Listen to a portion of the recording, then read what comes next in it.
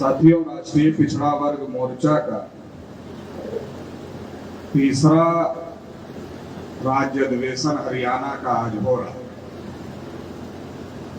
और इस अधिवेशन में कई विषय रखे गए हैं। उन विषयों पर बात करने से पहले अभी जिन ब्राह्मणों ने इस कार्यक्रम का विरोध किया उनको मैं बहुत बहुत धन्यवाद अपने तरफ से देना चाहता हूं। धन्यवाद इसलिए देना चाहता हूं, मैं तो मूलतः उत्तर प्रदेश का रहने वाला हूं। तो काशीराम जी ने जब उत्तर प्रदेश में इस आइडियोलॉजी की शुरुआत किया तो बहुत लोग विरोध करते थे। तो जितना विरोध किया उतना बढ़ता चला गया, क्योंकि हमारे आदमी को तब समझ में आता है जब दूसरा विरोध करता है। हम केवल समझाते रहते हैं तो उसको उतना समझ में नहीं आता, लेकिन जब अगला विरोध कर देता है तो हमारे आदमी को बगैर समझाए ही समझ में आ जाता है। तो इसलिए मैं धन्यवाद करना चाहता हूं कि उन लोगों ने हमारा कार्यक्रम हरियाणा में जितना दिन से वो लोग मेश्राम साहब का और राष्ट्रीय पिछड़ा वर्ग मोर्चा का विरोध कर रहे हैं, पहले हरियाणा में इतने बड़े बड़े कार्यक्रम नहीं होते, मगर जब से उन लोगों ने विरोध करना शुरू किया तब से लगातार बड़े बड़े कार्यक्रम हो रहे हैं और लगातार हो रहे हैं। तो मैं एक बार फिर से उन लोगों को धन्यवाद देना चाहता हूं कि वो फिर से विरोध करते रहे, ताकि हमारे लोगों के अंदर चेतना पैदा होती रहे और हमारी बात आगे बढ़ती रहे, हमारे लोग हमारे साथ में जुड़ते रहे। जिस बात को लेकर वो विरोध कर रहे थे, जो वो बहाना बना रहे थे, इसमें लिखा है कि ओबीसी अगर हिंदू है तो ब्राह्मण ओबीसी की जाति आधारित जनगणना के विरोध में क्यों है। ये तो लिखा है चर्चा के लिए। उन्होंने अपनी एक्टिविटी से साबित कर दिया कि वो ओबीसी के विरोध में हैं। हम तो केवल चर्चा करवाना चाहते थे, उन्होंने जो विरोध कर दिया तो अपनी एक्टिविटी से ये साबित कर दिया कि ये जो लिख रहे हैं ये सही लिख रहे हैं। हम ओबीसी की केवल जाति आधारित जनगणना के विरोध में ही नहीं है, बल्कि ओबीसी को आर्टिकल 19 में जो फंडामेंटल राइट मिला हुआ है सभा सम्मेलन लेने का, बोलने का, हम उसके भी विरोध में हैं। और हम जिन लोगों ने मनुस्मृति बनाई ब्राह्मणों ने, हम आज भी उन्हीं को मानते हैं, हम संविधान को नहीं मानते। ये बात भी ब्राह्मणों ने प्रूफ कर दिया, जिन ब्राह्मणों ने इसका विरोध किया। तो ये बात भी लोगों को समझ में आ रही। ये तो लोकतंत्र है। लोकतंत्र में लोग हम ही लोग हैं। ये अलग बात है कि तंत्र पर तुम लोगों ने कब्जा कर लिया है षड्यंत्र करके, मगर लोग हम ही लोग हैं लोकतंत्र में। और जिस दिन हमको पता चल गया सही बात, उस दिन तुम्हारा जो कब्जा है ये रहेगा नहीं। ये बनाया हमारे लोगों ने, क्योंकि हमारे लोगों को लगता है कि अरे कोई भी है क्या हुआ, लेकिन जब आप विरोध कर रहे हो तो हमारे लोगों को पता चला अच्छा बनाते तो हम हैं और विरोध भी यही हमारे अधिकार का कर रहे हैं। तो जो सरपंच गांव में बनते हैं ना, अगर ब्राह्मण इसी तरीके से ओबीसी के कार्यक्रमों का विरोध करते रहे तो ब्राह्मणों का सरपंच किसी गांव में नहीं बने। जैसे कर रहे ना, ऐसे करते रहे, ऐसे करते रहे, उनका ये फायदा हो जाएगा कि जो अभी तमाम गांव में वो सरपंच बने हुए हैं, बड़ा बोझ हो गया उनके ऊपर।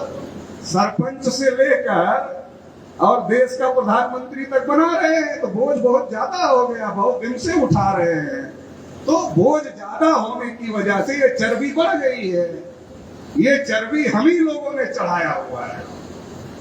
तो जो चर्बी हम लोगों ने चढ़ाया हुआ है, अगर वो इसी तरीके से विरोध करते रहेंगे तो वो उनका बोझ भी कम हो जाएगा। सरपंच ही नहीं बन पाएगा, प्रधानमंत्री बनाने का तो मामला ही नहीं होता है, बोझ भी कम हो जाएगा। और अगर हमारे लोग दान देना, मतदान देना, सम्मान देना अगर बंद कर दिए तो चर्बी भी कम हो जाएगी। जो चर्बी चढ़ी है ना, ये चर्बी तो ओबीसी के लोगों ने ही चढ़ा के रखा है और दूसरे किसी ने थोड़ा ही चढ़ा के रखा है। अरे हमारा आदमी बच्चा खुद पैदा करता है, नाम उनसे पूछ कर रखता है, तो मुफ्त में थोड़े रखता है, देता है। बच्चे को पढ़ा लिखा कर बड़ा करता है, फिर शादी का समय आता है तो तारीख पंडित जी से निकलवाता है, मुफ्त में थोड़ा ही निकलवाता है, देता है। फिर शादी पंडित जी से करवाता है, मुफ्त में थोड़ा ही करवाता है, देता है। फिर घर बनाता है और घर बनाने के बाद गिरी प्रवेश कराता है, तो गिरी प्रवेश में भी पंडित जी को बुलाता है, तो मुफ्त में तो गिरी प्रवेश होता नहीं है, उसमें भी है। और फिर ये करते करते मर जाता है, और जब मर जाता है तो ये सारी विरासत, पंडित से पूछने वाली विरासत, गुलामी वाली, ये अपने बेटे को सौंप कर जाता है। तो जैसे वो मर जाता है तो बेटा पंडित जी के घर जाता है कि पिताजी हमारे तो चले गए, थोड़ा पता करो कि आत्मा को शांति मिल गई कि नहीं मिल गई।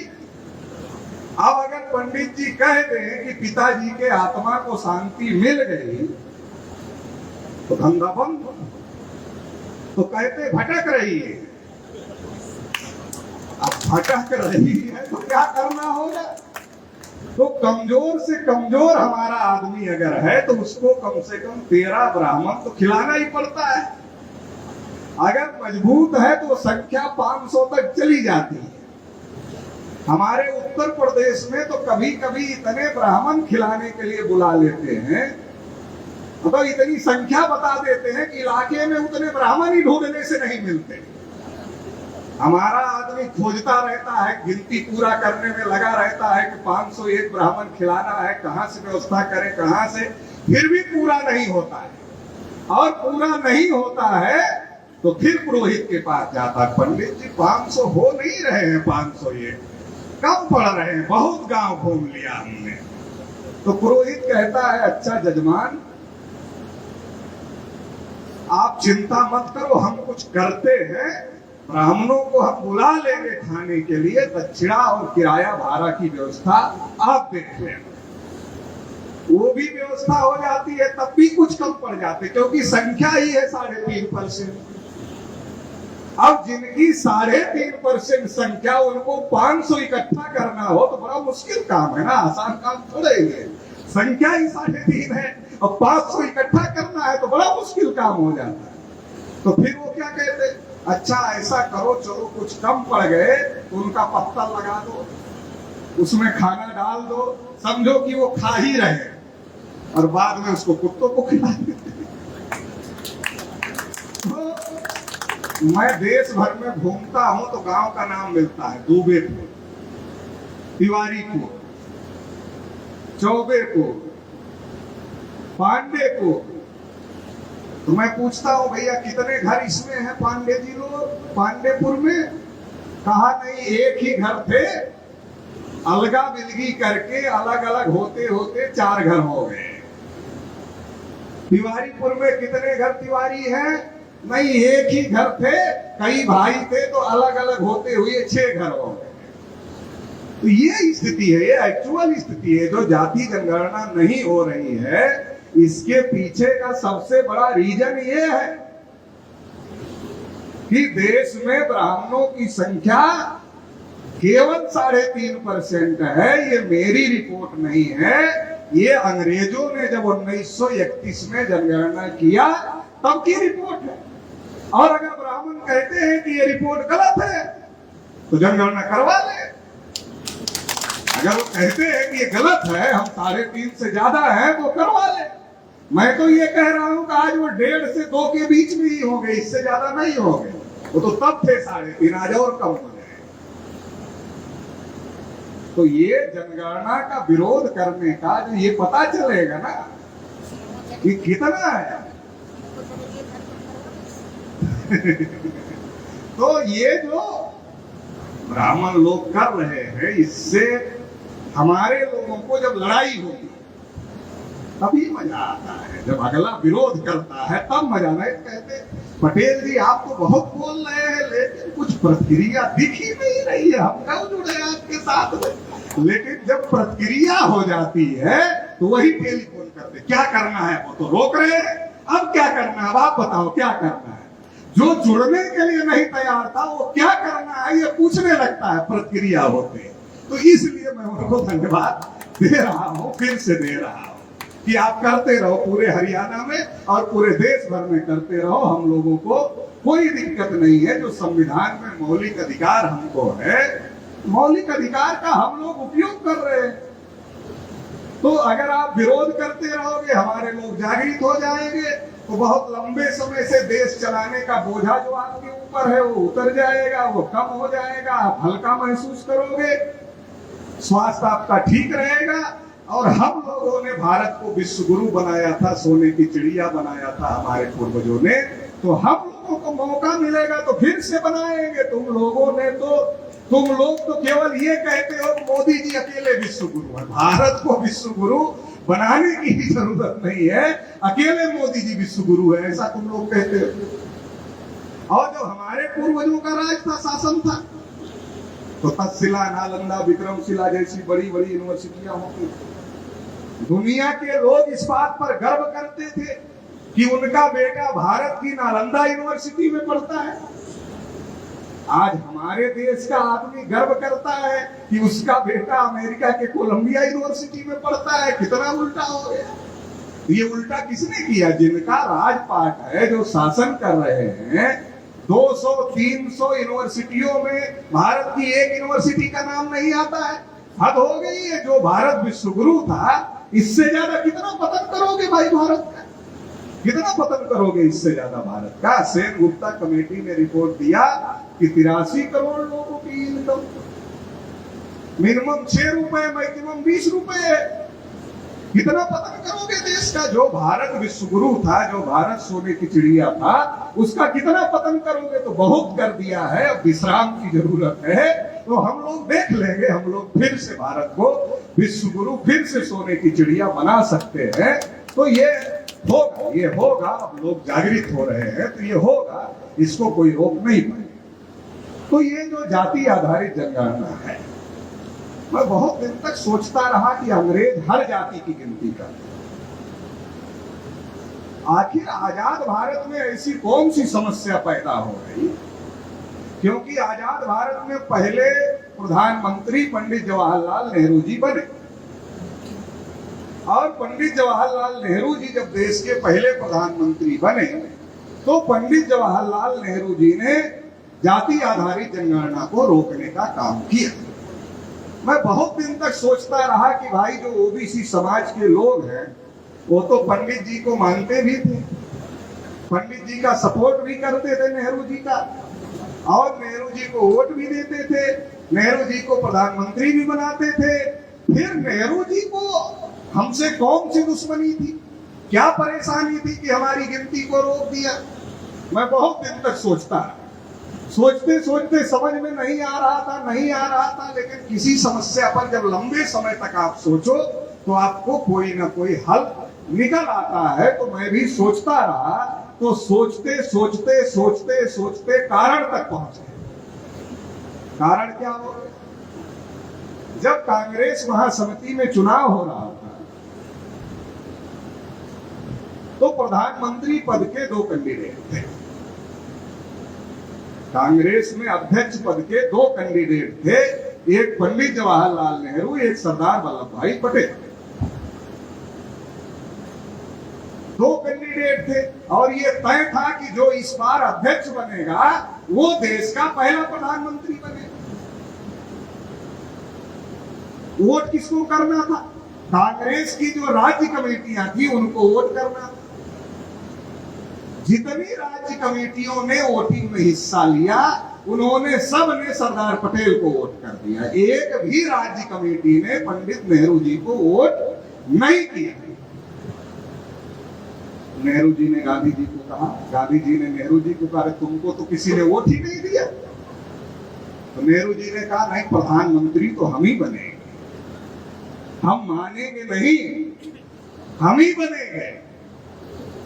तो गांधी जी ने जेबी कृपलानी जो संचालन कर रहे थे सम्मेलन का, उनको कहा पर्ची लिखो और पटेल जी को दे दो कि पटेल अपना नाम वापस ले।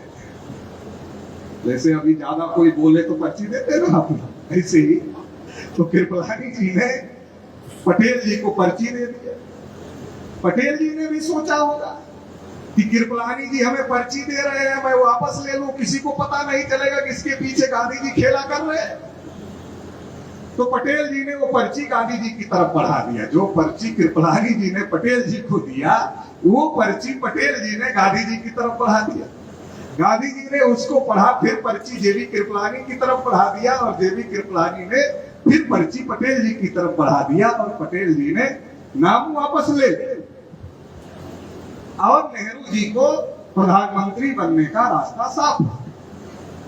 डॉक्टर राजेंद्र प्रसाद जैसे जो उस समय के बहुत सीनियर नेता थे कांग्रेस में, ऐसे तमाम नेताओं ने उस पर ऑब्जेक्शन लिया कि आखिर गांधी जी को हो क्या गया है, सरदार पटेल जैसे योग्य व्यक्ति के रहते हुए नेहरू को क्यों चुन रहे हैं गांधी जी। तो गांधी जी को भी लोगों ने सवाल पूछा। तो गांधी जी ने कहा कि नेहरू जी दूसरे नंबर का पद स्वीकार करने के लिए तैयार नहीं है, तो तैयार नहीं थे नेहरू जी। तब ये भी सवाल खड़ा हो गया कि आखिर नेहरू जी दूसरे नंबर का पद स्वीकार करने के लिए क्यों नहीं तैयार थे। क्योंकि नेहरू जी को ऐसा लगता था कि जाति व्यवस्था, वर्ण व्यवस्था में मैं ब्राह्मण, एक ब्राह्मण एक शूद्र के नीचे। अगर वर्ण व्यवस्था से देखा जाए तो पटेल जी भी शूद्र थे, तो एक ब्राह्मण जो है एक शूद्र के नीचे क्यों रहेगा। तो उन्होंने वीटो पावर का इस्तेमाल करके गांधी जी ने नेहरू जी को देश का प्रधानमंत्री बनाया।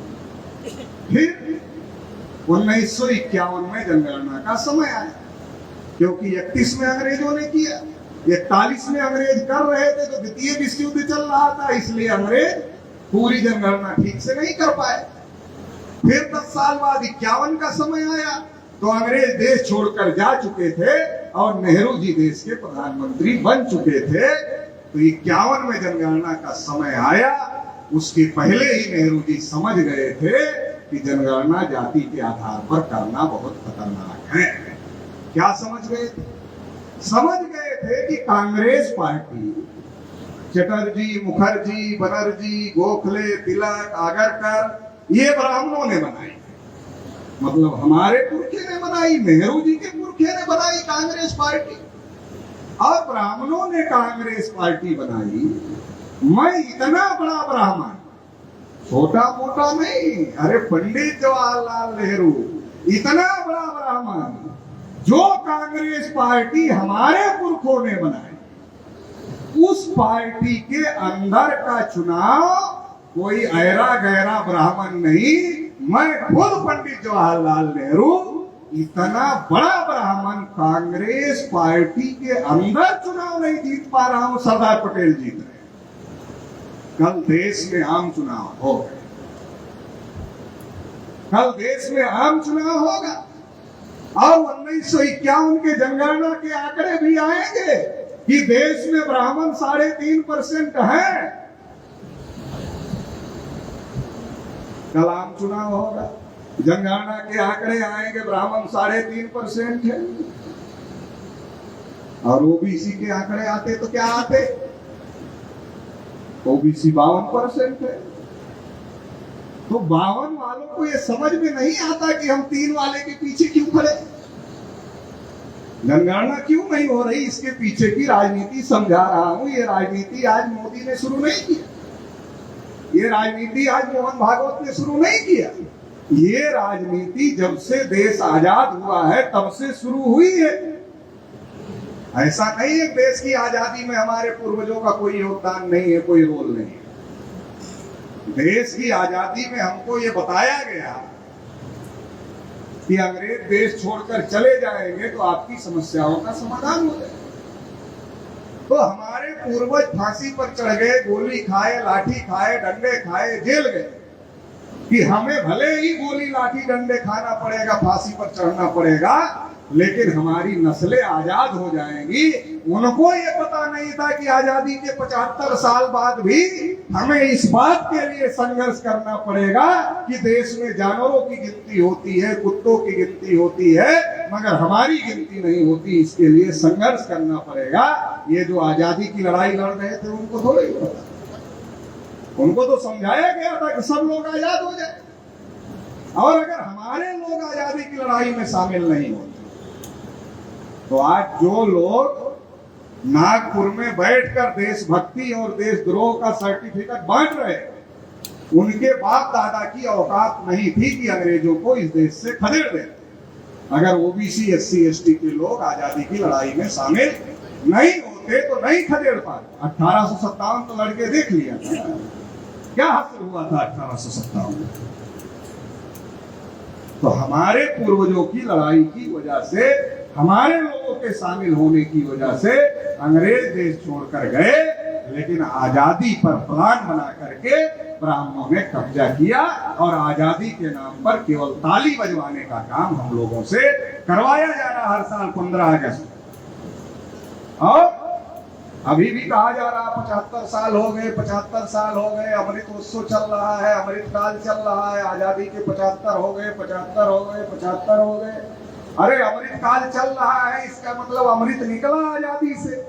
अब आजादी से जो अमृत निकला उसमें ओबीसी को कितना अमृत मिला, एससी को कितना अमृत मिला, एसटी को कितना अमृत मिला, ये भी तो बताओ कि केवल हम ताली बजाने के लिए है कि आजादी को 75 साल पूरे हो गए, पूरे हो गए, पूरे हो गए, ताली बजाते हैं।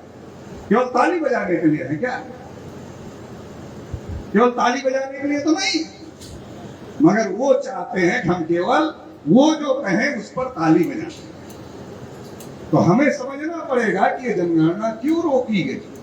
सबसे पहले नेहरू जी ने रोका। नेहरू जी देश के पहले ब्राह्मण प्रधानमंत्री थे, पहले प्रधानमंत्री थे और ब्राह्मण, और उन्होंने जनगणना को रोका कि अगर ये आंकड़े आएंगे कि ब्राह्मण 3.5%, ओबीसी 52%, अगर ये आंकड़े आएंगे देश के अंदर, एक बार में ओबीसी के दिमाग की बत्ती नहीं जलेगी, दूसरी बार ओबीसी के दिमाग की बत्ती नहीं जलेगी, अरे तीसरी बार तो जल ही जाएगी कि अरे हम 52, अगला 3.5, लोकतंत्र में सबके वोट की वैल्यू बराबर है, तो हम 52 वाले 3.5 को बार बार क्यों बना रहे, हम क्यों नहीं बन सकते।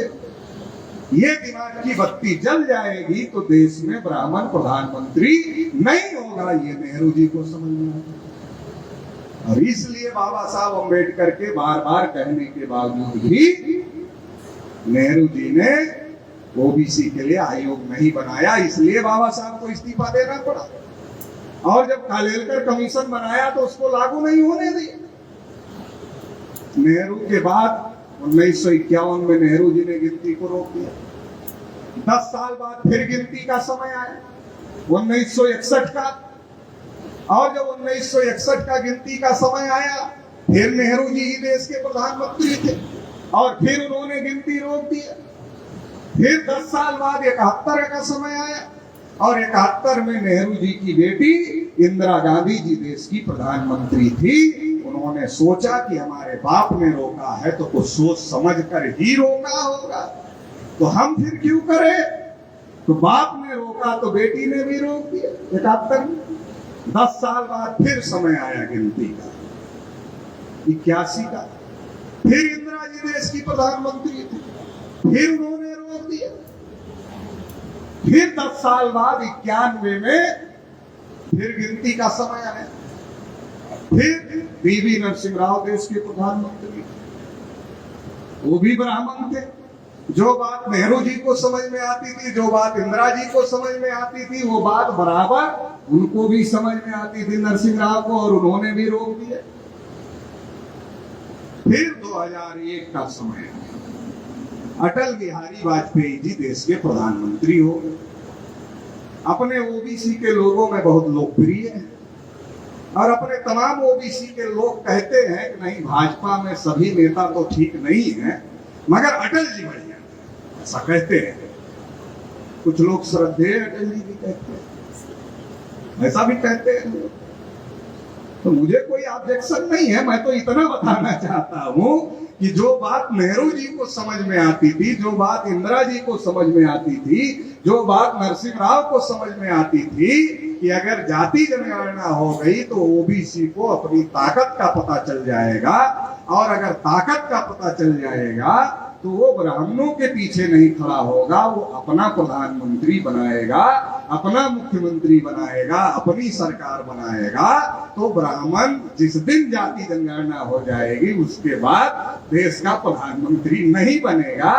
जो बात नेहरू को समझ में आती थी, इंदिरा को समझ में आती थी, जो बात नरसिंह राव को समझ में आती थी, वो बात ठीक तरीके से अटल जी को भी समझ में आती थी। तो अपने लोगों को अच्छा कैसे लगता है? हमने कहा अच्छा क्यों अच्छा है? कहा बहुत अच्छा बोलते थे, कविता भी अच्छी लिखते थे। तो अपने लोगों को गाने से मतलब थोड़ा ही है, धुन से मतलब है। गाना से मतलब नहीं है, धुन से मतलब है, धुन पर ही नाचते रहे। अभी कुछ लोग हमको कहते पटेल जी वैसे कुछ भी हो, मोदी जी बोलते बहुत अच्छा है। तो हमने कहा तुम्हारे बारे में भी कुछ बोलते हैं? कहा नहीं, अपने बारे में तो नहीं बोलते हैं, लेकिन बोलते बहुत अच्छा है। तो हमने कहा फिर मतलब क्या है बोलने का? क्या मतलब है बोलने का? तो ये अपने लोगों को धुन पर ही डांस करने की आदत है। इनको गाना क्या चल रहा है इससे कोई मतलब ही नहीं। तो अटल जी ने भी रोक दिया, क्योंकि कांग्रेस वालों ने रोका, फिर बीजेपी वालों ने भी रोक दिया। अटल जी ने रोक दिया 2001 में। फिर 2011 में जनगणना का समय आया, और जब 2011 में जनगणना का समय आया तब देश के प्रधानमंत्री मनमोहन सिंह जी थे। वाम से भारत मुक्ति मोर्चा के माध्यम से, खासतौर से भारत मुक्ति मोर्चा के माध्यम से 51,000 कार्यक्रम पूरे भारत में लगाए गए। क्या लिखा गया 51,000 कार्यक्रम में? देश में जानवरों की गिनती होती है मगर ओबीसी की गिनती नहीं होती है, और ये पर्चा जितने ओबीसी के नेता थे उनके पास भिजवा दिए। जो कार्यक्रम लगाए गए कि देश में जानवरों की गिनती होती है मगर ओबीसी की गिनती नहीं होती, ये पर्चा सारे ओबीसी के नेताओं के पास भेज दिए गए। और जब ओबीसी के नेताओं के पास ये पर्चा पहुंच गया तो ओबीसी के नेताओं को भी गुस्सा आ गया कि जानवरों की गिनती होती है, हमारी नहीं होती है। तो सारे पार्टी के ओबीसी के नेताओं ने प्लान बनाया और देश की पार्लियामेंट को बंद कर दिया, हंगामा खड़ा कर दिया कि जानवरों की गिनती करते हो, ओबीसी की नहीं करते, नहीं चलने देंगे। बंद कर दिया पार्लियामेंट, और पार्लियामेंट बंद हो गई तो मनमोहन सिंह जी देश के प्रधानमंत्री थे, वो सामने आए और सामने आकर उन्होंने कहा कि हम जाति आधारित जनगणना करें। लोग संतुष्ट हो गए।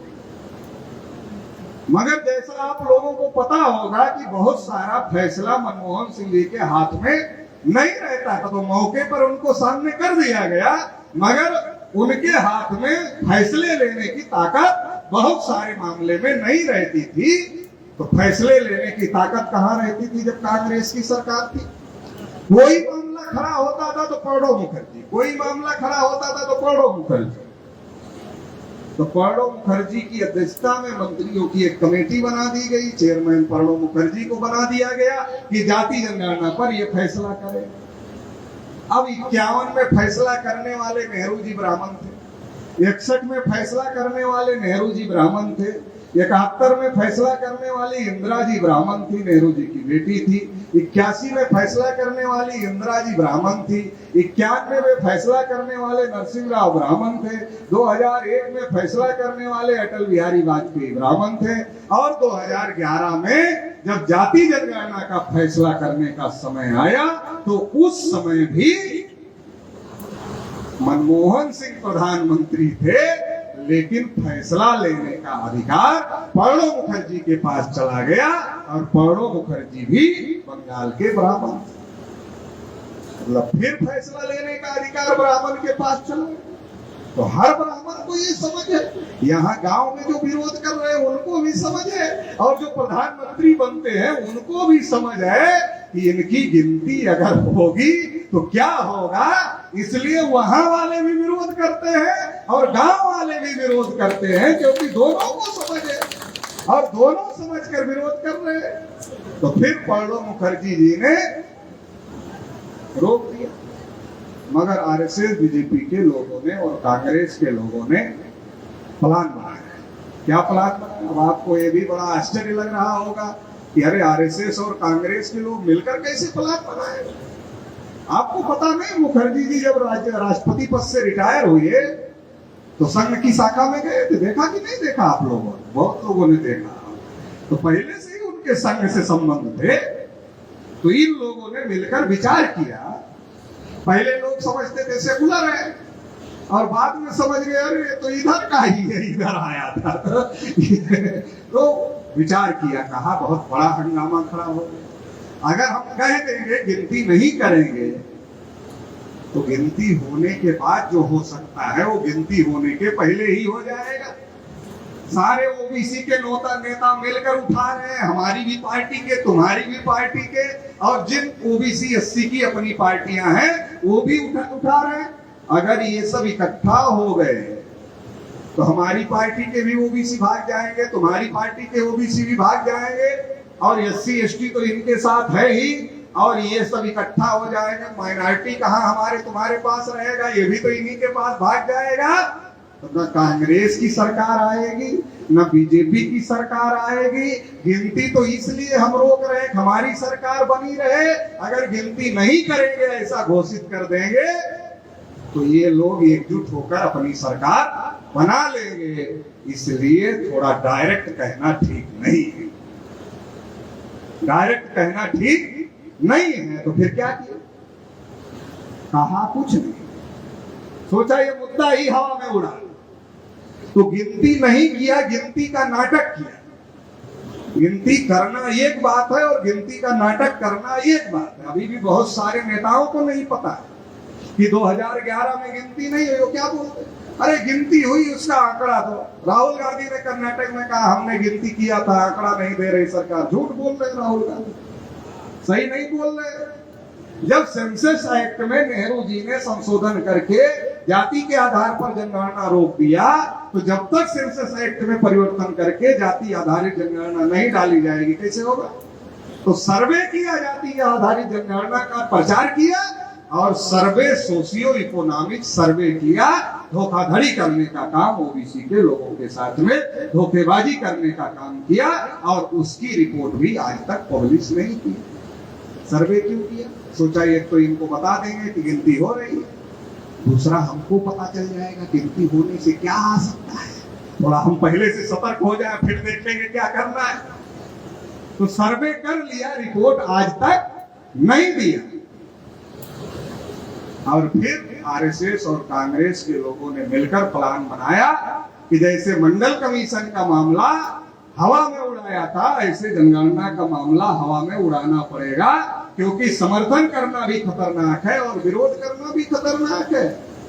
समर्थन करोगे तो गिनती करना पड़ेगा, विरोध करोगे तो ये हमारे विरोध में चले जाएंगे। 52% लोग, तो वोट कैसे मिलेगा? तो कहा क्या करना होगा? कहा मुद्दा डाइवर्ट करना होगा। तो डाइवर्ट करने के लिए क्या किया? आपके हरियाणा के ही बाबा रामदेव यादव हैं, ओबीसी, और महाराष्ट्र के अन्ना हजारे, उनभी मराठा, दोनों को लिया और दिल्ली में उतार दिया मैदान में कि जन लोकपाल आना चाहिए, काला धन वापस आना चाहिए। देश में भ्रष्टाचार बहुत बढ़ गया है। अन्ना हजारे ने कहा जब तक जन लोकपाल नहीं आएगा मैं अपना अनशन नहीं छोड़ूंगा, ऊपर भले चले जाओ। टीवी वाले जाति आधारित जनगणना का मुद्दा गायब कर दिए और अन्ना हजारे को दिखाने लगे। हम लोग तो समझ गए कि ये ओबीसी का मुद्दा दबाने का सारा कार्यक्रम चल रहा है। तो भारत मुक्ति मोर्चा के माध्यम से दिल्ली के रामलीला मैदान में 1 सितंबर 2011 को 5 लाख लोगों की रैली बुलाई।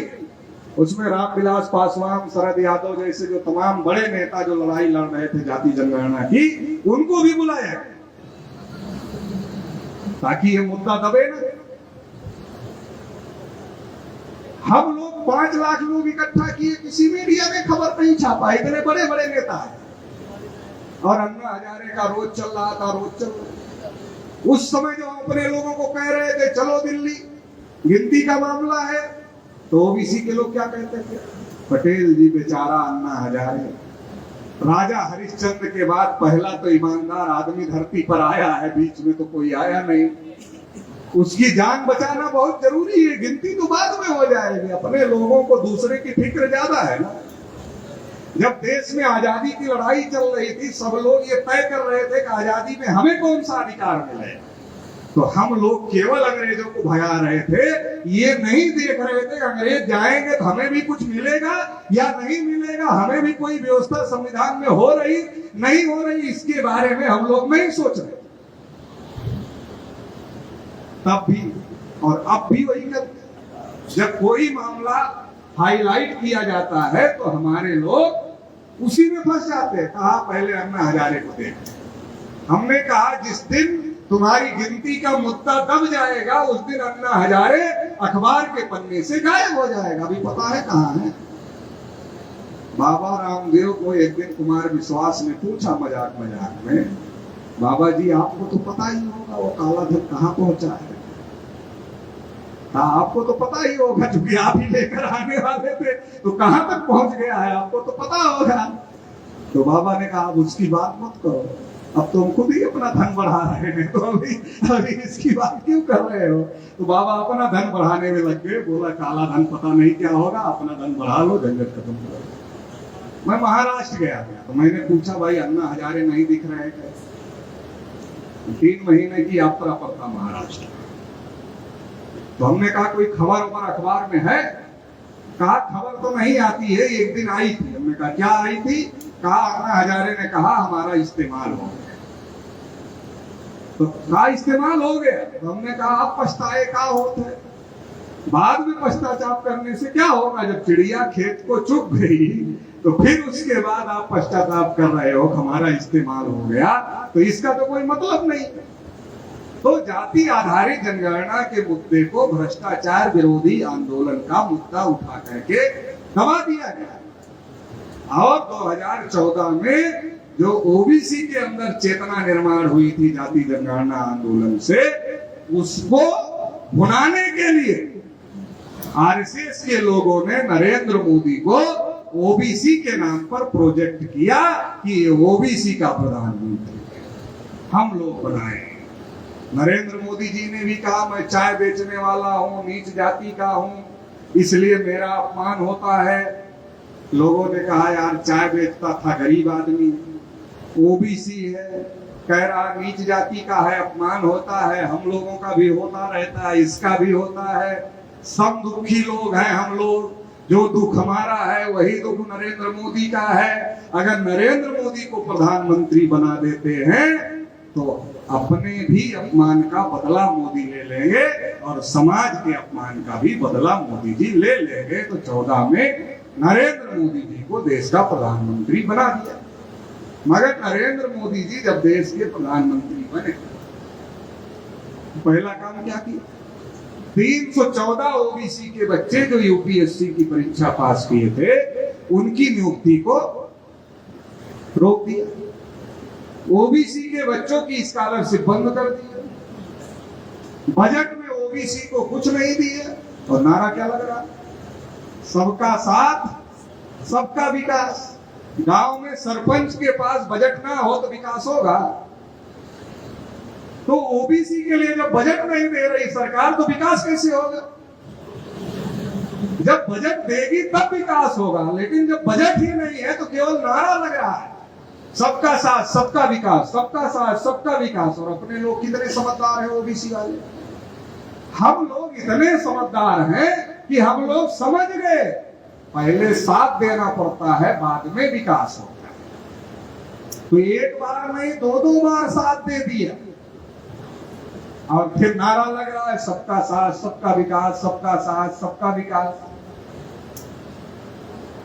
अब मान लो आपको पीला करना तो आपको हल्दी लगानी पड़ेगी पानी में। अगर पीला करना है तो हल्दी लगाना पड़ेगा, तभी ना हल्दी लगाकर पीला किया जाता है।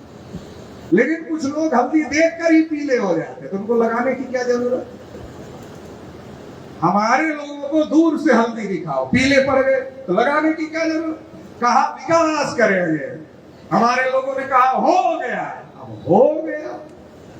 तो फिर करने की क्या जरूरत है? बजट देने की क्या जरूरत है? आरक्षण देने की क्या जरूरत है? कुछ जरूरत ही नहीं है। हो गया, उसने कहा करेंगे, हमने मान लिया, हो गया, खत्म मामला। तो ये चल रहा है।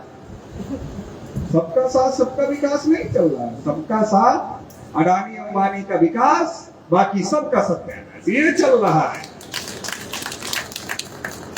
सबका साथ सबका विकास नहीं चल रहा। ओबीसी को बजट नहीं है। 314 ओबीसी के बच्चे जो यूपीएससी की परीक्षा पास किए थे, उनकी नियुक्ति रोक दिया। मगर ये सवाल टीवी वाले नहीं उठाते। ओबीसी की स्कॉलरशिप बंद कर दिया। बजट में ओबीसी को कुछ नहीं दिया और सुप्रीम कोर्ट में एफिडेविट लगा दिया कि हम ओबीसी की गिनती नहीं कर सकते। अरे क्यों नहीं कर सकते? कोई पहाड़ काम है?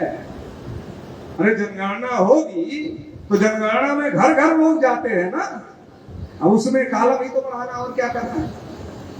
एक नया पैसे का खर्चा है क्या? एक नया पैसे का एक्स्ट्रा खर्चा नहीं है जाति आधारित जनगणना करने से। फिर क्यों नहीं कर रहे? और हम ये नहीं कह रहे केवल ओबीसी की करो। अरे हम कह रहे हैं भाई पंडित जी लोगों की भी करो, ब्राह्मणों की भी करो। इनकी भी तो नहीं हो रही है बहुत दिन से। आजाद भारत में इनकी भी नहीं हुई, इनकी भी कर लो। अरे सबकी गिनती हो जाएगी। 75 साल में कौन कितना मोटा हो गया है ये तो पता चल जाएगा ना। जैसे ओबीसी को बहुत भ्रम है कि हमारे पास जमीन बहुत ज्यादा है।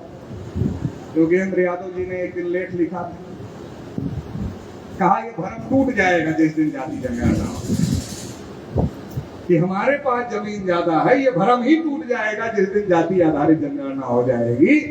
वैसे मंडल कमीशन की रिपोर्ट है 94% जमीनें उनके पास है और 6% में ओबीसी एससी एसटी सभी लोग हैं। 6% में हम सभी लोग, 6% में 4% ओबीसी के पास है। पूरे भारत में ओबीसी कितना है? आज की तारीख में गिनती हो जाए तो 60 से 65% है। लेकिन जमीन कितना हमारे पास है? 4%। नौकरी कितना हमारे पास है? 4-6%। व्यवसाय कितना हमारे पास है? 2-3%। तो ज्यादा ही मैं शायद बोल रहा हूं, इतना नहीं। तो है क्या हमारे पास? ये पोल जिस दिन जाति जनगणना हो जाएगी, दूध का दूध पानी का पानी हो जाए। और एक और बहुत फायदा होगा। आजकल ओबीसी से लड़ रहा है, एससी से लड़ रहा है। अरे भाई इस जाति ने सब फायदा ले लिया, इस जाति ने सब फायदा। जब जाति जनगणना होगी बराबर आंकड़ा आएगा कि किस जाति की संख्या कितना परसेंट है, फिर उसकी नौकरियों में हिस्सेदारी कितनी है, व्यवसाय में हिस्सेदारी कितनी है, जमीन में हिस्सेदारी कितनी है, ये सारा डाटा आएगा। तो ये भी भ्रम टूट जाएगा। ये भी बहुत बड़ा भ्रम वही लोग पैदा कर रहे हैं। ओबीसी को ओबीसी से लड़ाकर, एससी को एससी से लड़ाकर, एसटी को एसटी से लड़ाकर आपस में ही उलझे रहो ताकि उसका फायदा वो लोग उठाते रहे। ये चल रहा है। तो इस सब के लिए जाति आधारित जनगणना जरूरी है। अगर मान लो हमारा विकास करना चाहे तो डाटा के बगैर विकास हो सकता है? डाटा के बगैर विकास कैसे होगा? अरे डाटा होना चाहिए। कितने ओबीसी के लोग कच्चे मकान में रहते हैं, कितने ओबीसी के लोग पक्के मकान में रहते हैं, कितने ओबीसी के पास मकान ही नहीं, कितने ओबीसी के लोग ऐसे हैं जिनके पास साइकिल है, कितने के पास मोटरसाइकिल है, कितने के पास कार है, कितने के पास कुछ भी नहीं। कितने ओबीसी के कक्षा 8 पास बेरोजगार हैं, कितने के हाई स्कूल पास बेरोजगार हैं, कितने के इंटर पास बेरोजगार हैं, कितने के बीए पास बेरोजगार हैं, कितने के बीएससी पास बेरोजगार हैं, कितने के पीएचडी किए हुए बेरोजगार हैं। ये सारा डाटा, ये सारा आंकड़ा आएगा तब तो सरकार उस हिसाब से हमारे लिए योजना बना सकती है। मान लो कक्षा 8 पास बेरोजगारों की संख्या आ गई, इंटर पास बेरोजगारों की संख्या आ गई, बीए पास बीएससी पास बेरोजगारों की संख्या आ गई, तो उस हिसाब से योजना बनाकर सरकार हमारे लिए रोजगार की व्यवस्था कर सकती है, बजट की व्यवस्था कर सकती है। कितने ओबीसी के लोग ऐसे हैं जिनके पास इतनी जमीन है कि वो खेती से जीवन यापन कर सकते हैं, कितने ओबीसी के पास इतनी जमीन नहीं है कि वो खेती से जीवन यापन कर लेंगे। तो उनका विकास कैसे किया जाए, तो योजना कैसे बनेगी? डाटा आना चाहिए ना। पहले डाटा ही सरकार के पास में नहीं है और सरकार विकास की बात कर रही है। तो ओबीसी के लोगों को केवल और केवल मूर्ख बनाया जा रहा है। 1000-2000 साल पहले से भी बनाया जा रहा है और आज भी बनाया जा रहा है। जो लंबी कहानी हमने जन्म से लेकर मरने के बाद तक की बताई, वो मूर्ख बनाने के अलावा कुछ और है क्या? तो वो भी बनाया जा रहा है और ये भी बनाया, और हम लोगों ने तो ठान लिया है कि हम मूर्ख बनने के लिए कोई लिमिट नहीं रखेंगे, अनलिमिटेड मूर्ख बने। जब हम अनलिमिटेड मूर्ख बनने के लिए तैयार हैं, तो बनाने वाले क्यों नहीं तैयार रहेंगे? अरे बनने में हमारा नुकसान है, फिर भी हम बनने के लिए तैयार हैं। बनाने में उनको फायदा है, बनाने में उनको फायदा है, तो बनाएंगे ना। जब हम बनने के लिए तैयार है तो उनको बनाने में फायदा है, तो बनाएंगे। तो ये बनाया जा रहा है 75 साल से, तो आजादी के बनाया ही जा रहा है और ये पहले से भी बनाया जा रहा है। अच्छा, अगर अभी मैं पूछ लूं, इसमें से कितने ओबीसी के लोगों ने मंडल कमीशन की रिपोर्ट पढ़ा? हाथ खड़े कर दो। 1 खड़ा हो गया, 2 खड़ा हो गया, 3 खड़ा हो गया, ये लेखीराम जी ने 4 खड़ा कर दिया। इतने बड़ी सभा में 4 लोगों ने मंडल कमीशन की रिपोर्ट पढ़ी। अरे हम कोलंबिया यूनिवर्सिटी की कोई रिसर्च थोड़े ही आपसे पूछ रहे हैं भाई। अरे मंडल कमीशन जिसकी वजह से आपको 27% रिजर्वेशन मिलता है, उसकी रिपोर्ट पूछ रहे हैं कि उसको पढ़ा कि नहीं पढ़ा। 4 आदमी पढ़े, क्या होगा? क्या होगा ओबीसी के लोगों? अब पता ही नहीं है मंडल में क्या लिखा है, क्या मिला, क्या नहीं मिला। तो इसी का फायदा ना हमारा दुश्मन उठाना है। जब आपको अपने हक अधिकार के बारे में नहीं पता है, तो आपका मुद्दा, आपका एजेंडा आप नहीं सेट कर रहे हो। आपका मुद्दा, आपका एजेंडा टीवी वाले सेट कर रहे हैं, आप नहीं सेट कर रहे। इसलिए मैं कहता हूं ओबीसी की हजारों समस्याएं हैं, मगर उसमें पहले नंबर की जो समस्या है, वो समस्या ये है कि ओबीसी की क्या समस्या है, ये ओबीसी को पता नहीं है। ये पहले नंबर की समस्या। दूसरी, तीसरी, चौथी, 5वीं, 6वीं, 8वीं, 10वीं, हजारों बहुत हो सकती। पहली ये है कि हमारी क्या समस्या, यही नहीं। मंडल की 1 सिफारिश लागू हुई, 2 लागू हुई, बाकी तो आज तक लागू नहीं। मगर हम उसको पढ़ेंगे तब जानेंगे क्या लिखा है, हमें क्या मिल रहा है, क्या और मिलना चाहिए। मगर हमारे पास है, हम पढ़ नहीं रहे। हम अपने अधिकारों के बारे में जो लिखा गया उसको नहीं पढ़े।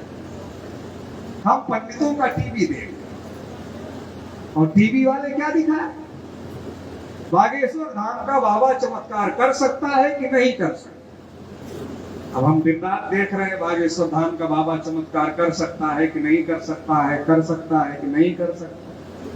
जो मानता है चमत्कार होता वो भी देख रहा है, और जो नहीं मानता वो भी उतना ही इंटरेस्ट से देख रहा है।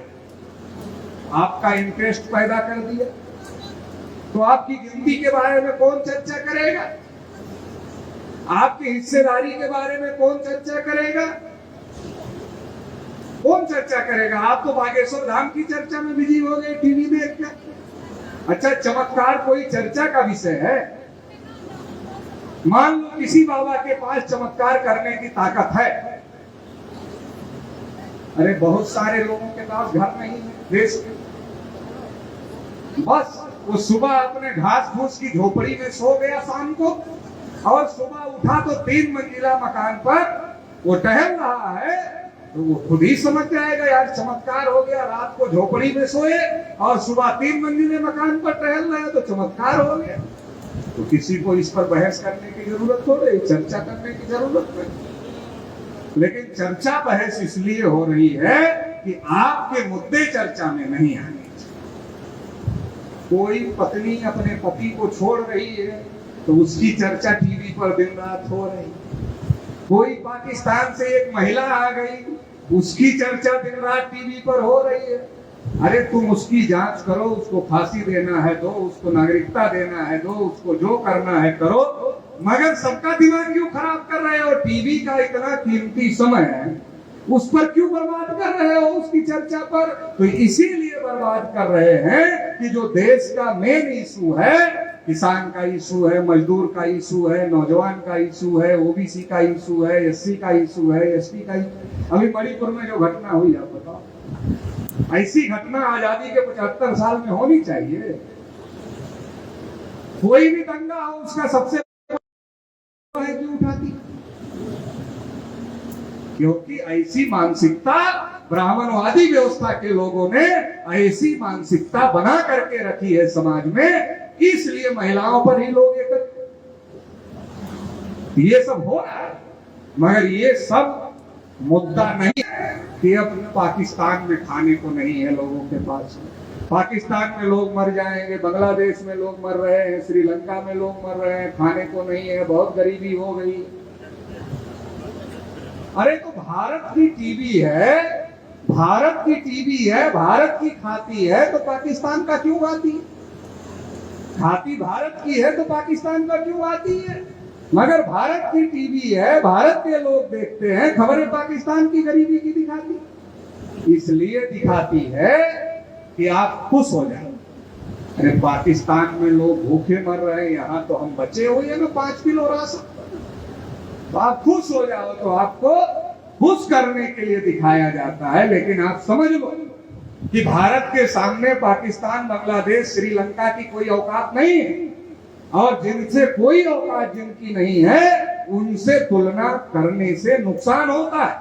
मान लो आपका लड़का, आपका छोरा बोलते हो ना, आपका छोरा इंटरमीडिएट पास कर गया और पड़ोस में किसी का छोरा हाई स्कूल फेल कर गया, और दूसरे पड़ोस में किसी का छोरा एमबीबीएस डॉक्टर हो गया।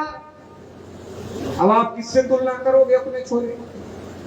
अगर आप हाई स्कूल फेल वाले से तुलना करोगे, आप मन ही मन खुश रहोगे कि हमारा तो इंटरमीडिएट पास हो गया, वो तो हाई स्कूल फेल। लेकिन जो एमबीबीएस डॉक्टर से अगर आप तुलना करोगे, तब आप सोचोगे कि अपने बेटे को भी डॉक्टर बनाना चाहिए। कैसे बनेगा?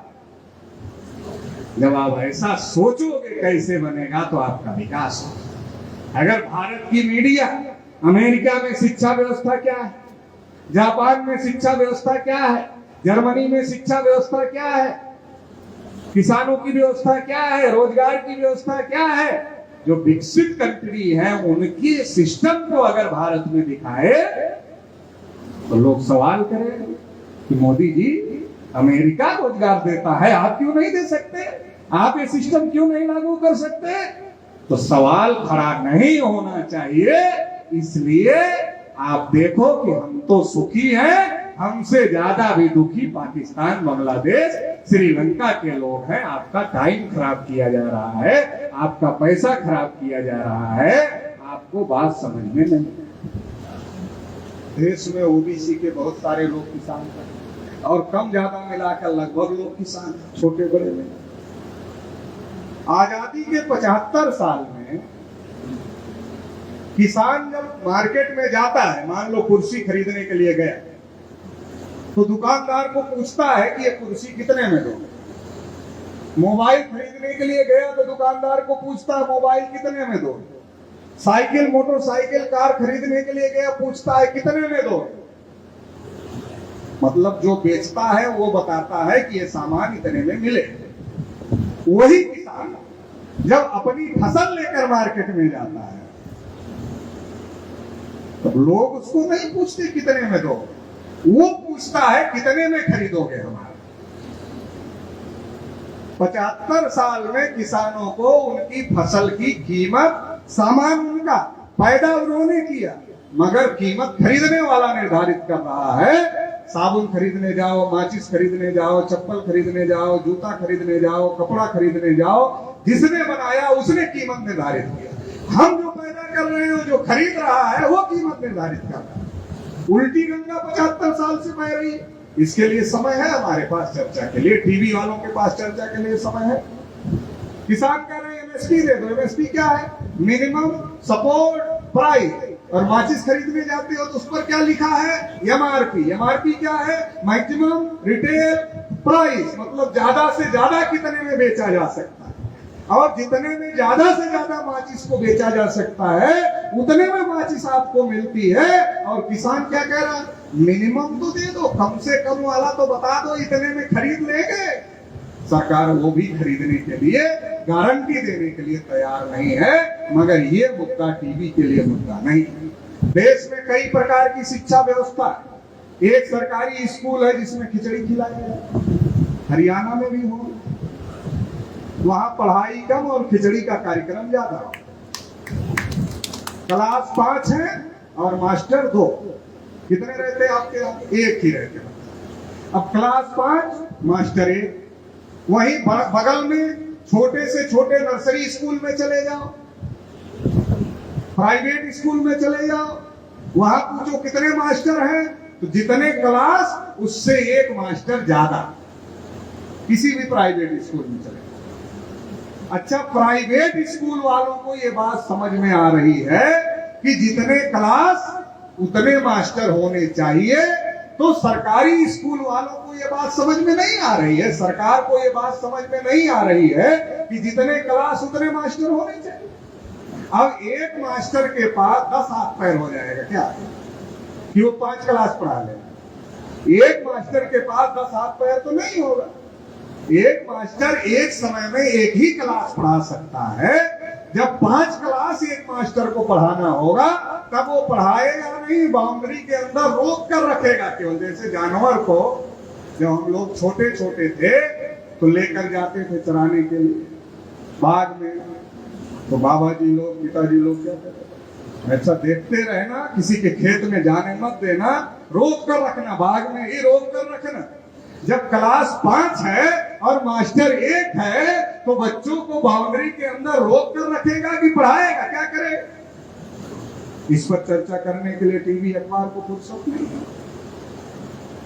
इस पर चर्चा होनी चाहिए ना। यूनिफॉर्म सिविल कोड का मुद्दा इसमें रखा है।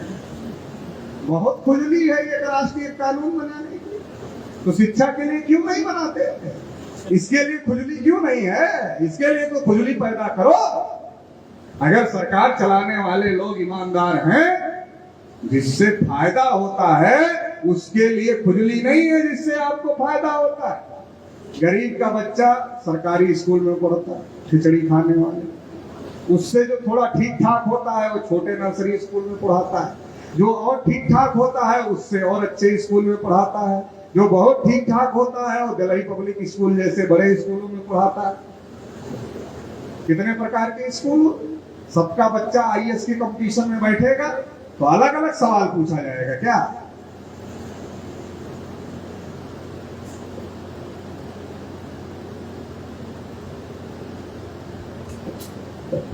हरियाणा में योजना है कि सरकारी स्कूल में बच्चे को पढ़ाए तो 550 रुपए देने होंगे और प्राइवेट में पढ़ाए तो 1100 रुपए सरकार दे। तो इसका मतलब ये है, इसका मतलब क्या है? पहले मोदी जी ने कहा था देश नहीं बिकने दूंगा, अभी मन ही मन लगता है कि सोच लिया बचने नहीं। तो इसका मतलब क्या है? प्राइवेट में पढ़ाओ तो 1100 देंगे, सरकारी में पढ़ाओ तो तुम्हें देने पड़ेंगे ताकि सरकारी बंद हो जाए। इसका मतलब क्या है? इसका मतलब यह है सरकारी बंद हो जाए। सरकारी बंद तो सरकारी नौकरियां बंद, सरकारी नौकरियां बंद तो आरक्षण बंद। वो भी सीखे लोगों को समझने की जरूरत है। ये स्कूल बंद करने का मामला नहीं है, आपका नौकरी, आपका आरक्षण बंद करने का मामला है, स्कूल बंद करने का मामला नहीं है। अब आईएएस के कंपटीशन में अगर हर प्रकार के बच्चे बैठेंगे, प्राइमरी में पढ़ने वाला, नर्सरी में पढ़ने वाला, जिले के टॉप क्लास के स्कूल में पढ़ने वाला और दिल्ली के स्कूल में पढ़ने वाला, सब बैठे हैं, सवाल अलग अलग पूछे जाए, एक ही पूछा जाए तो किसका बच्चा निकले?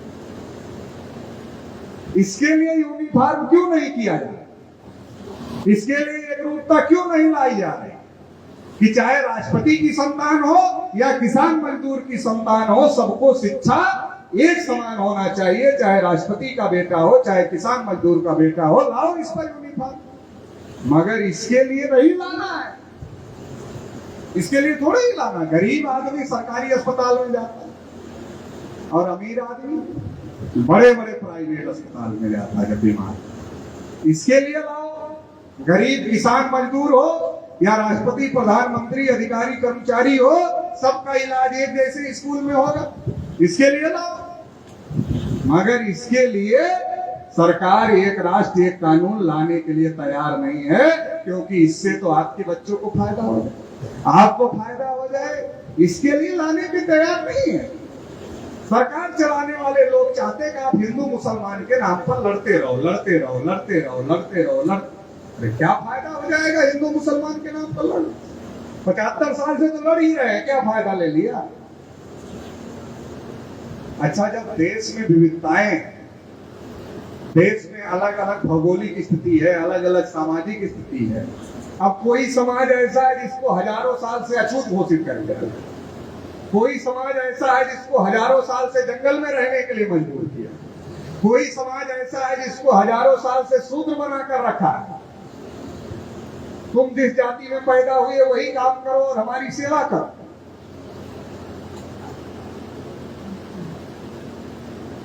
तो ये जो अलग अलग विविधताएं हैं, तो इसमें एक राष्ट्र एक कानून कैसे हो सकता? अलग अलग धर्म के लोग रहते, तो एक राष्ट्र एक कानून होगा तो हमको रिजर्वेशन मिलता कैसे मिलेगा? ओबीसी को आरक्षण मिलेगा? एक राष्ट्र एक कानून हो गया, नहीं मिलेगा। एससी को आरक्षण मिलेगा? एसटी को जो विशेष सुविधा मिल रही है, कस्टमरी लॉ है, वो मिलेगा? आदिवासियों को नहीं मिलेगा। अलग अलग राज्यों को जो उनकी भौगोलिक दृष्टि से जो अलग अलग अधिकार दिए वो मिलेंगे क्या? नहीं मिलेंगे। मगर इतनी समझ थोड़ी बताई जा रही, केवल क्या बताया जा रहा? नहीं, मुसलमान जिस प्रकार से शादी विवाह तलाक का कानून है उसको हम बदलना चाहते बराबर का। तो अपने ओबीसी के आदमी को क्या है? अच्छा, मुसलमान विरोध कर रहे हैं तो हम साथ, ये जो साइकी बना के रखा है, इससे कोई फायदा हमारा 75 साल में नहीं हुआ। अब देखो, 2019 के पहले राजनाथ सिंह जी ने कहा था कि ओबीसी की गिनती करेंगे, यूनिफॉर्म सिविल कोड के बारे में बता रहे हैं। राजनाथ सिंह ने कहा था कि ओबीसी की जाति आधारित गिनती हम करेंगे। कब कहा था? 19 के चुनाव के पहले। वोट ले लिया, सरकार मुकर गई, गिनती कर नहीं रही है। गिनती कर नहीं रही है तो सरकार चलाने वाले लोगों को डर लग रहा है कि गिनती नहीं कर रहे हैं तो ओबीसी वोट कैसे देगा हमें। तो कहा तो हिंदू मुसलमान का मुद्दा कोई ना कोई उठाना पड़ेगा। पहले 370 उठाया, फिर 3 तलाक उठाया, फिर हिजाब उठाया, फिर मंदिर पर माइक मस्जिद पर बजनी चाहिए नहीं बजनी चाहिए ये उठाया। अब कुछ नया उठाना पड़ेगा। तो नए के लिए ये आ गया है ताकि आप भूल जाओ कि आपकी गिनती हुई कि नहीं हुई, और देश में हिंदू मुसलमान के माहौल में आप भाजपा को वोट कर दो। ये साजिश के तहत भारतीय जनता पार्टी और आरएसएस के द्वारा यूनिफॉर्म सिविल कोड का मुद्दा उठाया जा रहा। लेना देना कुछ नहीं, ये मकसद है इसके पीछे। ये उठाने के पीछे का मकसद है ओबीसी की गिनती को दबाकर रखना। चुनाव आ रहा, ओबीसी की गिनती का मुद्दा उठेगा, नहीं उठना चाहिए। उसके पहले ही जोर शोर से हिंदू मुसलमान का मुद्दा उठना चाहिए। इसलिए यूनिफॉर्म सिविल कोड का मुद्दा आरएसएस बीजेपी के द्वारा ओबीसी की गिनती को रोकने के लिए षड्यंत्र पूर्वक लाया गया है। ओबीसी के लोगों को समझ लेना चाहिए, क्योंकि ये पहली बार नहीं, 75 साल से हम और मुसलमान लड़ रहे हैं। या तो हमें फायदा हो जाना चाहिए था या तो मुसलमान को हो जाना चाहिए। औरंगजेब और छत्रपति शिवाजी महाराज जब लड़ते थे तो जब औरंगजेब जीतते थे उनको फायदा होता था, जब शिवाजी महाराज जीतते थे उनको फायदा होता था। 75 साल से मुसलमान हिंदू के नाम पर लड़ाई चल रही है। अगर तो फायदा होना चाहिए था। ओबीसी एससी एसटी के लोग हिंदू के नाम पर मुसलमान से लड़ रहे हैं, हिंदू मुसलमान किया जा रहा है। मगर आजादी के 75 साल में एक भी मुसलमानों की पार्टी दिल्ली में सरकार बनाई क्या? बनाई? तो हम लोगों ने बनाई क्या? किसी ओबीसी की पार्टी ने दिल्ली में 5 साल के लिए सरकार बनाई क्या? किसी एससी की पार्टी ने दिल्ली में 5 साल के लिए सरकार बनाई क्या? किसी एसटी की पार्टी ने दिल्ली में 5 साल के लिए सरकार बनाई तो क्या? नहीं बनाई। ना मुसलमान बनाए ना हम बनाए, तो हमारी मुसलमान की लड़ाई किसमें? बच्चन कमीशन की रिपोर्ट ने कहा मुसलमानों की हालत अनुसूचित जाति से ज्यादा खराब हो गई है। अब इतना खराब हो गई है तो फिर लड़ने का क्या फायदा है, लड़ने से क्या मतलब है। मगर हम लोग लड़ नहीं रहे हैं, हम लोगों को लड़ाया जा रहा है और लड़ा करके उसका फायदा उठाया जा रहा है। ये साजिश जो देश में चल रही है इसको समझने की जरूरत है। 16 नवंबर 92 को जब मंडल कमीशन का फैसला आया 52% ओबीसी को केवल 27% आरक्षण मिला और 27% में क्रीमी लेयर लगा दिया।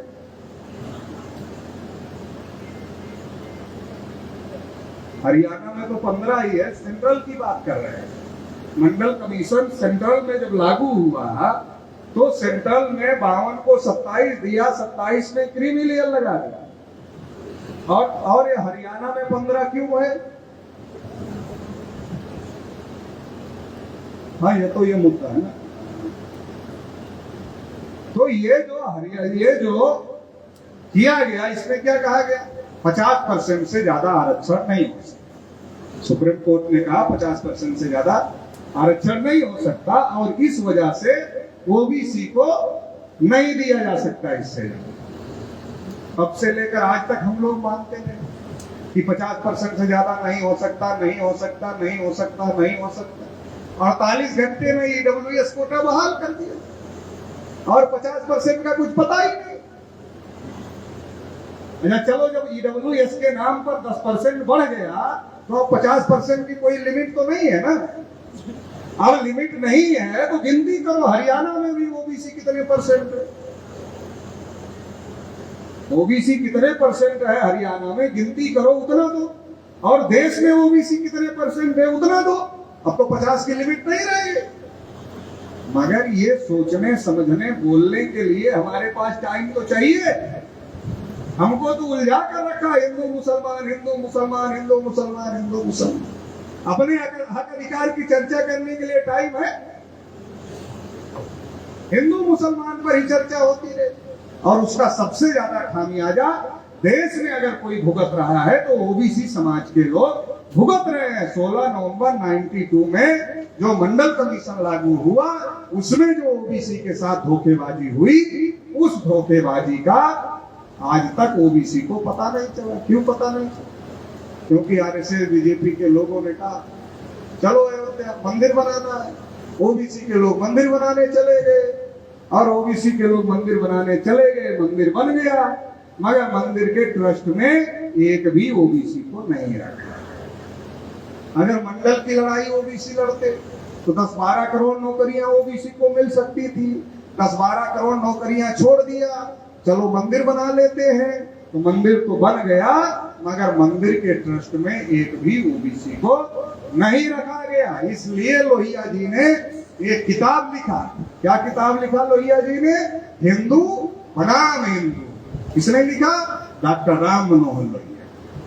कहा हिंदू बनाम हिंदू। कहा हिंदू बनाम हिंदू क्या है? कहा ये जो है ब्राह्मण लोग, ये लोग दूसरे लोगों को हिंदू तो कहते हैं मगर जब अधिकार देने का समय आता है तब उनको अधिकार देने का काम नहीं करते हैं। लोहिया जी ने लिखा हुआ है डॉक्टर राम मनोहर लोहिया। और वही हुआ जब मंदिर की लड़ाई लड़नी थी तो विनय कटियार बढ़िया वाले नेता थे, कल्याण सिंह बढ़िया वाले हिंदू थे, उमा भारती बढ़िया वाली हिंदू थी, प्रवीण तो बढ़िया वाले हिंदू थे और देश भर में तमाम ओबीसी के लोग बढ़िया वाले हिंदू। जब मंदिर का ट्रस्ट बना तो एक भी ओबीसी को नहीं रखा। मैं वहीं का रहने वाला हूं अयोध्या का, इसलिए बता रहा हूं। एक भी ओबीसी को नहीं रखा, एक भी ओबीसी को नहीं रखा। इसका क्या मतलब? आपको लड़ाया जा रहा है, आपका इस्तेमाल किया जा रहा है और आपके हक अधिकारों को दबाया जा रहा है ताकि आपको देश में हक अधिकार न मिले। तो इसके लिए हम लोगों को सतर्क रहने की जरूरत है और सतर्क रह करके हम लोगों को अपने हक अधिकार की लड़ाई को लड़ने की जरूरत है। 75 साल से हम लोग लड़ रहे हैं। जहां से कानून बनता वही लोग कब्जा किया, जहां से कानून पर अमल होता है उन्हीं लोगों का 79.2% भारत सरकार के कार्मिक मंत्रालय की रिपोर्ट है कि उनका कब्जा है। आप हाई कोर्ट सुप्रीम कोर्ट में जाओ, जजों की गिनती करो कितने ओबीसी हैं, है नहीं हमारे लोग। आप मीडिया में जाओ, माइक पकड़ने वाला हमारा आदमी है, ढूंढो तो मुश्किल से मिलता है। तो कहाँ खड़े हैं हम लोग? यूनिवर्सिटियों में आप चांसलर देखो हैं क्या हमारे लोग, प्रोफेसर देखो हैं कितने हमारे लोग, तो आपको समझ में आएगा हम कहाँ खड़े हैं। तो ये सब मुद्दे हमारे मुद्दे हैं, हिंदू मुसलमान हमारा मुद्दा नहीं है। ओबीसी के लोगों को आज यहाँ तय करना पड़े कि अब हिंदू मुसलमान के नाम पर कोई लड़ाई नहीं लड़ेंगे, अब एक ही लड़ाई लड़ेंगे। क्या लड़ाई लड़ेंगे? जिसकी जितनी संख्या भारी उसकी उतनी हिस्सेदारी, ये लड़ाई लड़ेंगे। सबकी गिनती करो और जिसकी जितनी संख्या है उसको उतना हिस्सा मिलना चाहिए, ये लड़ाई होगी। अभी हिंदू मुसलमान की 75 साल से लड़कर देखते, कोई फायदा नहीं। कोई फायदा जिस चीज से नहीं हो रहा है। जिस फसल को आप, जिस बीज को आप एक बार डालते हो फसल नहीं देता, दूसरी बार डालते हो नहीं देता, तो तीसरी बार डालते हो कहते हो बीज ठीक नहीं है उसका। तो 75 साल से देख लिया ना, कोई फायदा नहीं हुआ, तो अभी ये लड़ाई लड़े। अभी ये जो नारा है क्या, जिसकी जितनी संख्या भारी उसकी उतनी हिस्सेदारी, अगर ये लागू हो जाए सबसे ज्यादा फायदा किसको होगा? ओबीसी को होगा। मगर नारा सबसे ज्यादा कौन लगा रहा?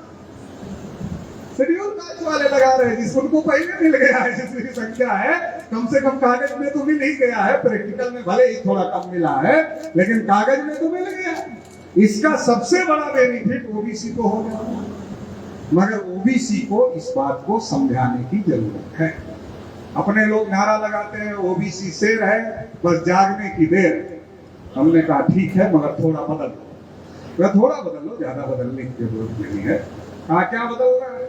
हमने कहा देखो, कुंभकर्ण जो रामायण में एक पात्र थे, उनके बारे में ऐसा लिखा गया है कि वो 6 महीने सोते थे और फिर जागे। कम से कम टाइम लिमिट थी, 6 महीने बाद जग जाएंगे, इतना तो टाइम लिमिट थी। अब ओबीसी के जागने की कोई टाइम लिमिट है क्या? कोई टाइम लिमिट तो है नहीं। अब जब जागने की टाइम लिमिट नहीं है तो आप नारा लगाएंगे ओबीसी शेर है, बस जागने की देर है। पता नहीं कब जागेगा, 75 साल में तो नहीं जागा, 500 साल में जागेगा कि नहीं जागेगा, इसकी कौन सी गारंटी है? अब 500 साल में ना हम रहेंगे ना आप लोग रहेंगे। तो इसमें हमने कहा थोड़ा परिवर्तन कर लो कि ओबीसी शेर है, बस जगाने की देर, जागने की देर नहीं है, जगाने की देर। जगाएंगे शेर जग जाएगा, और शेर जग जाएगा तो जंग हो जाएगी, अपना हक अधिकार ले लेगा। तो ये करने की जरूरत है, ओबीसी के लोगों को समझने की जरूरत है। घोड़ा घास से दोस्ती करेगा तो घोड़े को जब भूख लगेगी तो घास को ही खाएगा। जिन लोगों ने आपके हक अधिकारों पर कब्जा करके इस देश पर अपना वर्चस्व स्थापित किया है, वो लोग आपको हक अधिकार दे देंगे तो क्या करें? क्या करेंगे? तो आपको, आप उनसे दोस्ती कर लोगे तो आपको अधिकार दे देंगे? नहीं देंगे। तो आपको दोस्ती किससे करनी चाहिए? जिससे आपकी कोई लड़ाई ही नहीं है। अगर आप शेड्यूल कास्ट के लोगों के साथ दोस्ती करो, शेड्यूल ट्राइब के लोगों के साथ दोस्ती करो, वो कभी कह रहे हैं आपको संख्या के हिसाब से नहीं मिलना चाहिए, आपकी गिनती नहीं होनी चाहिए। ऐसा ओबीसी के, शेड्यूल कास्ट के लोग, शेड्यूल ट्राइब के लोग, माइनॉरिटी के लोग ऐसा कह रहे हैं? नहीं कह रहे हैं, बल्कि वो सहयोग कर रहे हैं। कहा सही है, आपको मिलना चाहिए, आपका हक नहीं मिला, मिलना चाहिए, उसकी लड़ाई लड़ रहे हैं, बोल रहे हैं, उसके लिए कार्यक्रम आयोजित कर रहे हैं। तो अगर ये दोस्ती बना लो तो ये दोस्ती 85-90% होगी। लोकतंत्र में तो 40% पर लोग सरकार बना लेंगे, 90% का आधा करो तो 45% होता है। इसलिए जगदेव प्रसाद कुशवाहा कहते थे कि 100 में 90 शोषित है। 90 भाग हमारा है धन धरती और राजपाट में, 90 भाग हमारा है, शोषितों ने ललकारा है, 90 भाग हमारा है। तो 90 में अगर गिनती हो जाए तो लगभग 60 तो ओबीसी, तो ओबीसी को देखना चाहिए ना। 100 में 60 हमारा है। इसलिए नारा लगा था उस समय कि सोशलिस्टों ने बांधी गांठ, पिछड़े पावे 100 में 60। आज जो अपने को सोशलिस्ट कहते हैं उन्हें याद नहीं है, तब नारा लगा था, आज नहीं याद है। तो हम ये कह रहे हैं अगर जिसकी जितनी संख्या भारी उसकी उतनी हिस्सेदारी, ये किसी के साथ अन्याय नहीं। ब्राह्मण लोग दुखी हो रहे हैं मगर हम तो उनको भी दुखी नहीं करना चाहते भाई, उनकी जितनी संख्या है 3.5% उनको भी मिलना चाहिए। हम इसके खिलाफ में नहीं है, क्योंकि हम तो किसान के घर पैदा हुए, तो पहले घर में ही फसल खरीदने के लिए आ जाते थे खरीदने, अब तो मंडी ले जाना पड़ता। तो जब फसल बेचते थे बाबा जी लोग हमारे, तो पहले तौल देते थे, हाथ से तौलने वाला तराजू होता, बाद में कहते थे इसको और दे दो, कम नहीं होना चाहिए उसका, किसी का हक अपने को नहीं खाना है। हम ओबीसी एससी एसटी के लोगों को किसी का हक नहीं खाना है, हमें अपना हक चाहिए बस। हम किसी का हक नहीं खाना चाहते, लेकिन अब कोई ये सोचे कि हमारे हक पर वो कुंडली मारकर बैठा रहेगा और हम चुप रहेंगे, तो अब ये भी नहीं चलेगा कि हमारे हक पर कोई कब्जा करेगा तो हम उसको कब्जा करने देंगे। अब ये भी नहीं चलेगा, देश में हम अपने हक अधिकार की लड़ाई को लड़ने का काम करेंगे, और केवल लड़ेंगे नहीं, जीतेंगे और इस देश में अपना हक अधिकार लेने का काम करेंगे। हरियाणा गवर्नमेंट ने जो क्रीमी लेयर का नियम बदला, पहली बात तो क्रीमी लेयर ही गलत है, पहली बात तो ये है क्रीमी लेयर ही गलत है, और ये नियम बदलकर और ज्यादा गलत है, और ज्यादा गलत कर दिया। ये ओबीसी के साथ अन्याय है, ओबीसी के लोगों को एकजुट होना चाहिए इसके खिलाफ में, और पूरे हरियाणा में राष्ट्रीय पिछड़ा वर्ग मोर्चा की तरफ से पूरे हरियाणा में इसको लेकर हम लोग आंदोलन करने का काम करें। आप लोगों के सामने ये मैं यहाँ से कह रहा हूँ कि ये पूरे हरियाणा में इसको लेकर के हम लोग आंदोलन करने का काम करें। जाति आधारित जनगणना और संख्या के अनुपात में हिस्सेदारी मिलनी चाहिए। आरक्षण 15% से काम कैसे चलेगा, कैसे चलेगा? इससे तो काम नहीं चलेगा ना। तो ये भी गिनती करके सरकार बताए, इलेक्शन के पहले बताए वो करना चाहती नहीं करना चाहती, फिर हम लोग देख लेंगे इलेक्शन में क्या करना। वो बताए वो करना चाहती नहीं करना चाहती, बस इतना बताए, ज्यादा मत बताए। अरे दूसरे राज्य के लोग बढ़ा रहे हैं, जहां कम था ओबीसी का वो लोग बढ़ा रहे हैं, तो हरियाणा क्यों नहीं बढ़ा रहा?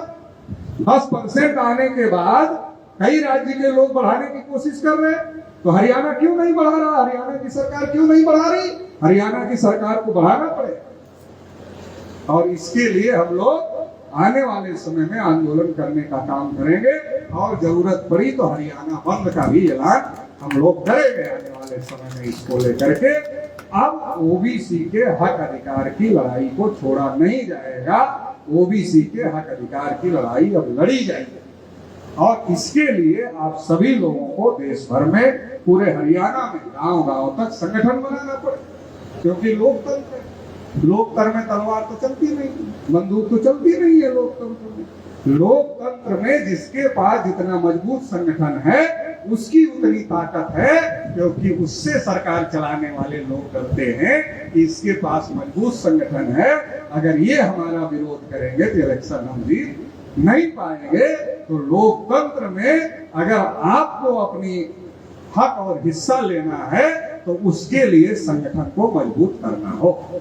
इतनी बड़ी संख्या में आप लोग पूरे हरियाणा से आए, बहुत बड़ी बात है, लेकिन इतने भर से काम नहीं चलेगा। आने वाले समय में इसके लिए गांव-गांव ओबीसी का संगठन, स्टेट की कमेटी, कमिश्नरी की कमेटी, जिले की कमेटी, तहसील की कमेटी, ब्लॉक की कमेटी, ग्राम पंचायत की कमेटी, गांव की कमेटी, बूथ की कमेटी, ऐसा ऊपर से लेकर नीचे तक का संगठन बनाने की जरूरत है। अगर ऊपर से लेकर नीचे तक का हम लोग संगठन बनाते हैं तो बहुत बड़ा मजबूत संगठन बन जाएगा, और आप लोग हरियाणा में बनाएंगे। ऐसा हर प्रदेश में काम चल रहा है, पूरे भारत में काम चल रहा है, तो पूरे भारत का इतना बड़ा संगठन बन जाएगा।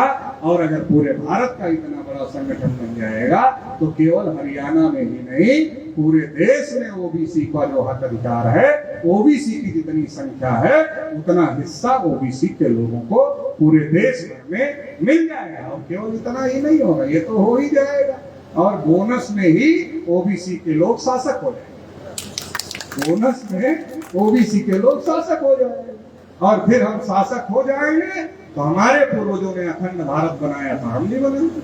हमारे पूर्वजों ने सोने की चिड़िया बनाया था, हम नहीं बनाए। हमारे पूर्वजों ने विश्व गुरु बनाया था, हम नहीं बनाए। तो ये करने के लिए गांव गांव जागृति पैदा करने की जरूरत है, लोगों को जागृत करने की जरूरत है, संगठित करने की जरूरत है, और संगठित करके इस देश में अपने हक अधिकार की लड़ाई को लड़ने की जरूरत है। जो लोग हमारे कार्यक्रम का विरोध कर रहे हैं उनको भी अधिकार है, वो इससे बड़ा कार्यक्रम लगाए। अगर उनको ये ऑब्जेक्शन है तो इससे बड़ा कार्यक्रम लगाए और कहें कि नहीं ये गलत लिखा है, हम तो जाति जनगणना के समर्थन में। तो बड़े कार्यक्रम लगा कर कहे हम तो जाति जनगणना के, ओबीसी की जनगणना के समर्थन में, हम विरोध में कहा नहीं। कहना चाहिए उनको, संविधान में सबको बोलने का अधिकार दिया, उनको भी करना चाहिए। मगर आवाज आप लोकतंत्र में किसी की थोड़ी दबा सकते हैं, नहीं दबा सकते लोकतंत्र में आप किसी की आवाज। तो इसलिए आवाज दबेगी नहीं, ये आवाज आगे बढ़ेगी और इस देश में जो SC ST OBC माइनॉरिटी के लोग हैं वो इस देश में हुक्मरान बनेंगे, इस देश में शासक बनेंगे। भारत फिर से विश्व गुरु बनेगा, भारत फिर से सोने की चिड़िया बनेगा। इस लड़ाई में आप लोग साथ सहयोग देंगे, इस आशा उम्मीद के साथ आप लोगों ने मुझे सुना, इसके लिए बहुत बहुत आभार, बहुत बहुत धन्यवाद। जय भारत।